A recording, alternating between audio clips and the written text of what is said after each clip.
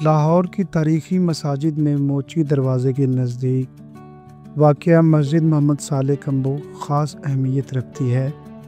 مسجد شاہ جہان کے عہد کی یادگار ہے۔ شیخ محمد صالح کمبو صوبہ پنجاب کے ممتاز امراء میں سے ایک تھا۔ عدالتی اور درباری زندگی میں اس کا خاصا عمل دخل رہا۔ اس نے کچھ کتابیں بھی تصنیف کی۔ عمل صالح شاہ جہاں کے عہد حکومت کی تاریخ ہے۔ اس طرح محمد صالح کے بھائی شیخ عنایت اللہ نے مایہ ناز بہار دانش تصنیف کی۔ چنانچہ یہ کہنا بجا ہوگا کہ کمبو خاندان اس وقت علم و فضل اور عزت و امارات میں لاہور کے ممتاز گھرانوں میں شمار کیا جاتا تھا۔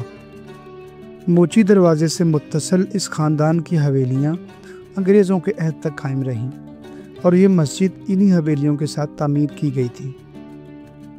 محمد صالح نے اپنی حویلی کے مغربی جانب یہ مسجد تعمیر کرائی۔ شاہ جہانی عہد کی دیگر مساجد کی طرح یہ مسجد بھی کاشی کاری کے اعلیٰ نمونوں سے مزین ہے۔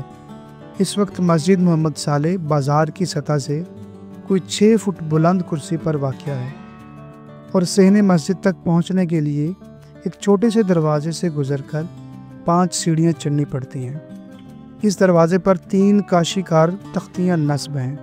ان پر شعر درج ہیں: بانی این مسجد زیبا نگار، بندہ آل محمد صالح است۔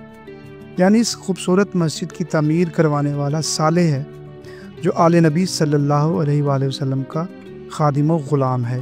ایک اور طاقچے میں سن تعمیر درج ہے: سن 1070 ہجری، یعنی 1659 عیسوی۔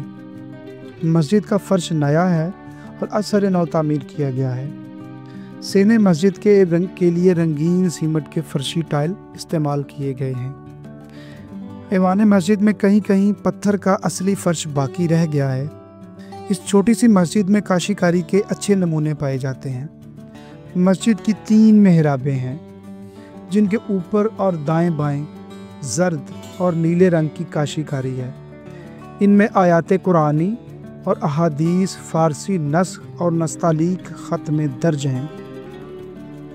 مسجد کی دیواروں پر درج کردہ فارسی اشعار ادبی لحاظ سے بلند پایہ ہیں۔ دیواروں کو خوبصورتی سے سجایا گیا ہے۔ 3 مدور گنبد عمارت پر قائم ہیں۔ ان کی اندرونی سطح شاہی مسجد کے گنبدوں کی طرح رنگ و روغن سے بنائے گئے بیل بوٹوں سے مزین ہے۔ ایوان مسجد کے دائیں اور بائیں جانب 2 چھوٹے چھوٹے کمرے ہیں، جو وضو خانے اور امام مسجد کی آرام گاہ کے طور پر استعمال ہوتے ہیں۔ بازار کے فرش سے مسجد کی بلندی کی وجہ یہ ہے کہ مسجد کا صحن اور ایوان نیچے واقع دکانوں پر تعمیر ہوا تھا۔ یہ دکانیں اب نصف سے زیادہ زیر زمین نظر آتی ہیں۔ اس وقت صورتحال یہ ہے کہ مسجد کی بیشتر کاشی کاری معدوم ہو چکی ہے۔ عمارت کی بیشتر سطح پر چونا پھیر دیا گیا ہے، جس سے کاشی کاری کا اندازہ مشکل ہی سے لگایا جا سکتا ہے۔ موجودہ دور میں گنبدوں کے حقیقی رنگ و روپ کا اندازہ نہیں لگایا جا سکتا۔ اپنے محل وقوع کے لحاظ سے مسجد کی سب سے بڑی خصوصیت یہ ہے کہ موچی دروازے سے شہر میں داخل ہونے والے نووارد کو سب سے پہلے یہی عمارت نظر آتی ہے اور ارد گرد کے نظری ماحول میں اسے واضح اہمیت حاصل ہے۔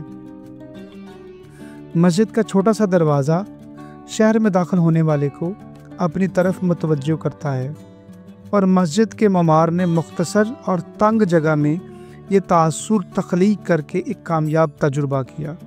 یہ تاثر آج بھی کارآمد ہے۔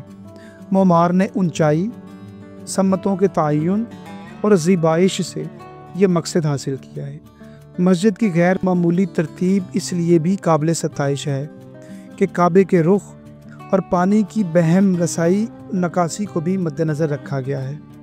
انہی سب خوبیوں کی بنا پر ہم اس مسجد کو لاہور میں فن تعمیر و ماحول سازی کا ایک عمدہ نمونہ کہہ سکتے ہیں۔